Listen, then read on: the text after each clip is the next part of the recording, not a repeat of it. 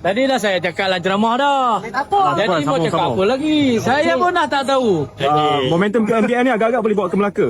Tentu. Ke Putrajaya bos. Apa cakap Melaka ni? Putrajaya. Dekat lah. Putrajaya. InsyaAllah. Apa kita menakutkan pemilu khususnya bukan Melayu lah. So macam mana guys? Kenapa nak takut? Dengan PAS. PAS kan orang baik-baik. Tengok orang PAS. Tengok orang PAS. Kenapa nak takut orang macam ni? So dari segi pendekatan perikatannya Logik tak logik? Apa menakutkan orang bukan Melayu? Kan ada orang PAS ganas-ganas. Saya seorang je, seorang dekat. Lain semua baik-baik. So pendekatan Kita tak pernah buat siapa-siapa. Kita tak pernah rekod sakau. Kita tak pernah rekod. Tak ada rekod. PAS baik-baik. Jadi tak ada siapa apa perlu takut kepada PAS. Orang PAS memberi. Tahu? Kita tak ada sakau. Kita menderma. Hari ni kutip.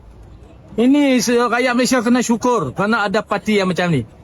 Parti lain semua sakau. Ni balas projek kerajaan, make commission.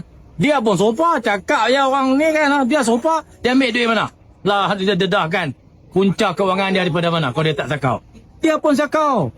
PAS rekod bersih. Dia pun panggil PAS Timilo. Tu lah bersih. Dia nak cuba gambarkan Timilo tu tak elok kan? Tu lah bersih. Kami ikhlas. Menderma, memberi untuk negara ini. Kenapa tak pilih PAS? Kenapa nak takut dengan PAS? Hang pun buat soalan pelik-pelik ni. Terpengaruh dengan propaganda PH. Datuk Seri.